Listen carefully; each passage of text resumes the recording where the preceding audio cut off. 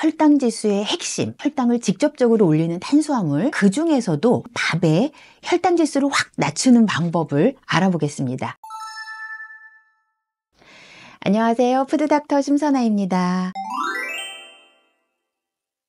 자, 여러분, 고지혈증, 그리고 지방간, 또 통풍, 복부비만, 이런 무시무시한 병들의 공통점이 뭔지 혹시 아세요? 바로 인슐린 저항성으로 인해서 생길 수 있는 병이라는 점입니다. 그러니까 인슐린 저항성이라고 하면 그냥 당뇨병 정도만 가장 먼저 떠오르지만 당뇨병 외에도 이렇게 엄청나게 많은 병들이 생길 수가 있는 겁니다. 인슐린 저항성은 인슐린이 있어도 제대로 일을 못하는 상태를 말하는 건데요. 혈당이 수시로 오르락내리락 하는 이런 혈당의 변동이 크면 클수록 인슐린 저항성이 그만큼 생기기가 쉽습니다. 요즘은 고칼로리 음식, 또 정제 음식, 그 다음에 가공식품, 이런 것들을 우리가 아주 쉽게 접하고 사실상은 거의 매일 먹다시피 하기 때문에 당뇨가 없는 사람이라고 하더라도 식후 혈당이 가파르게 오르는 경우가 굉장히 많습니다. 보통 정상은 식전에 잰 혈당과 식후에 잰 혈당이 40 정도, 이 범위 내에서 변동이 있는 게 정상이에요. 그런데 60, 70 혹은 그 이상 이렇게 많은 차이가 나는 경우들도 굉장히 많습니다. 자, 이런 걸 바로 혈당 스파이크라고 하는데요. 이렇게 혈당이 급격하게 올라도 사실 겉으로는 내가 느껴지는 특별한 증상이 없기 때문에 알아채기가 어렵다는 문제점이 있습니다. 그런데 이렇게 혈당 스파이크가 자주 생긴다면 지방간도 생길 수 있고 고지혈증도 생길 수 있고 통풍도 생길 수가 있고요. 또 당 독소라고 불리는 최종 당화산물들을 많이 만들어내기 때문에 우리 몸에 만성염증을 유발을 하기도 합니다.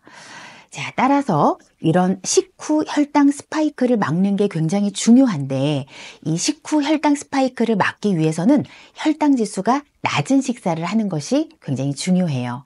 그런데 탄수화물, 단백질, 지방, 이 세 가지 영양소는요, 내가 먹었을 때 혈당에 미치는 영향이 굉장히 차이가 나요. 자, 일단 탄수화물은 먹고 나면 1시간 30분 이내로 내가 먹은 양의 100%가 혈당으로 바뀝니다. 단백질은요, 탄수화물보다 조금 속도가 느려요.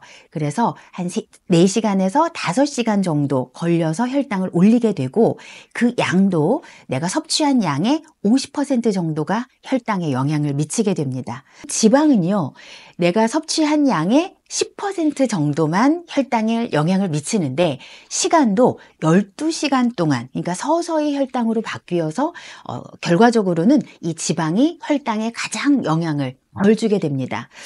그렇기 때문에 이 식단에서 탄수화물을 줄이고 단백질과 지방의 양을 늘리는 것이 혈당을 지키는 핵심이라고 할 수가 있겠습니다.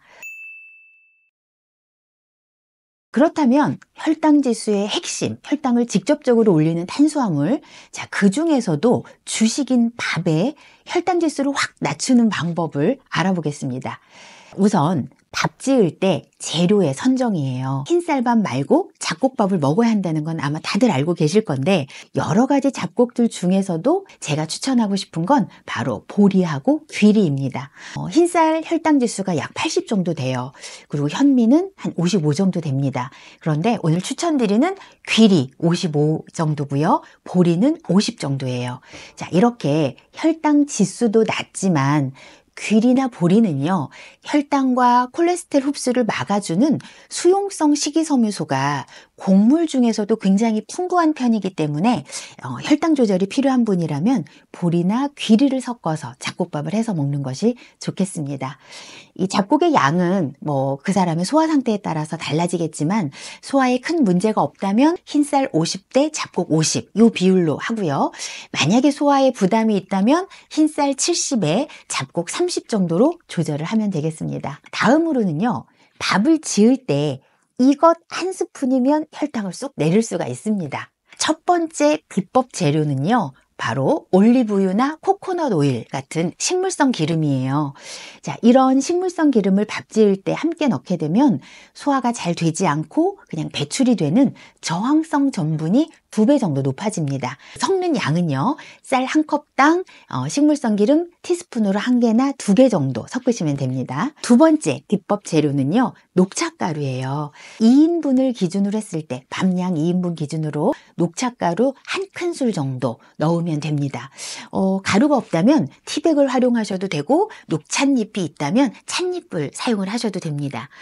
녹차 티백을 사용한다면 물에 녹차 티백 1개나 2개를 이렇게 우려내가지고 그 물로 밥을 지으시면 되고요.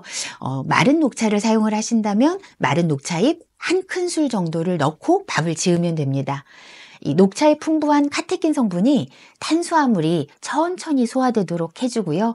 또 인슐린 기능을 강화해서 혈당 수치를 좀 정정 범위로 유지하는 데 도움이 될 수가 있습니다. 세 번째 비법 재료는 강황이에요. 카레의 원료죠. 미국 당뇨병 학회에서 연구를 해보니까 당뇨 전 단계 환자들에게 9개월 동안 이 커큐민이 포함된 강황을 섭취를 하게 했더니 단 1명도 당뇨병으로 진행이 되지 않았다고 합니다. 굉장히 놀라운 수치죠. 이럴 수 있는 이유가 강황의 주 성분인 커큐민이 인슐린 저항성을 개선을 하기 때문에 혈당 조절에 도움을 줄 수가 있습니다. 섞는 양은요, 쌀 1컵당 반 티스푼에서 1티스푼 정도, 이 정도 강황을 좀 넣는다면 이 맛의 변화는 크게 주지 않으면서도 색깔이 이렇게 노란색으로 예쁘게 변하고요. 또 이 강황 자체에 은은한 향이 더해지기 때문에 더 건강하고 맛있는 밥을 지을 수가 있습니다. 자, 네 번째 비법은요, 식초예요. 자, 식초의 주성분인 아세트산이 음식물이 위에서 장으로 내려가는 속도를 좀 늦춰줄 수 있고요.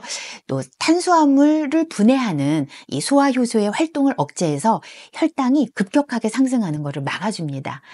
섞는 양은요, 2인분 밥량 기준으로 했을 때 식초는 30에서 60ml 정도, 그러니까 밥숟가락으로 한 2큰술 내지 4큰술 정도의 식초를 넣고 잘 섞은 다음에 밥을 짓고요. 밥이 다 된 다음에 뜸을 한 10분 정도 들여주시면 이 식초 성분이 잘 배이면서 효과가 더 좋아집니다. 식초를 아예 넣고 밥을 지으셔도 되고요. 완성된 밥에 식초를 버무려서 초밥의 형태로 먹는다고 하더라도 혈당 상승을 막는 데는 굉장히 효과적인 도움을 받을 수가 있습니다. 마지막 팁은요, 이 밥을 지을 때도 전기밥솥이 아니라 냄비나 솥에 밥을 하면서, 그러니까 약한 불로 천천히 밥을 짓게 되면 이 소화가 되지 않고 배출이 되는 저항성 전분의 양이 많아지기 때문에 전체적으로 칼로리도 낮아지고 혈당도 덜 올리게 됩니다. 자, 반면에 그럼 전기 압력밥솥, 압력이 높고 이렇게 고열로 빠른 시간에 밥이 되는 경우라면 혈당을 더 빨리 올리기 때문에 정말 그 혈당 관리를 적극적으로 하셔야 되는 분들이라면 조리기구를 좀 바꾸는 것도 하나의 방법이 될 수 있습니다. 자, 그리고 온도도 중요한데요. 갓 지은 따끈따끈한 밥을 먹을 때보다 지어서 한번 차게 식힌 후에 이 밥을 데워 먹으면 혈당이 훨씬 덜 올라요.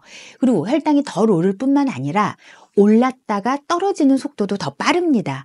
그러니까 이런 방법도 활용을 해보시면 좋겠습니다.